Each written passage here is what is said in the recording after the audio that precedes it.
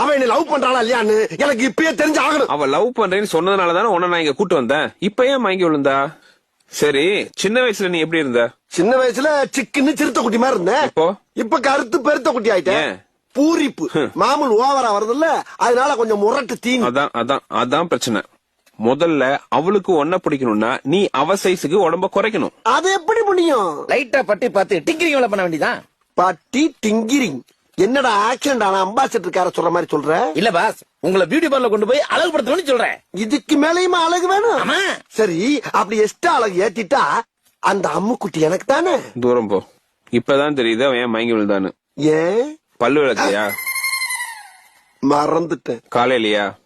சும்மா ஒரு 6 மாசமா. 6 மாசமா பல் விளக்காம இருந்தா அனிமல்ஸ் கூட பக்கத்துல வராது.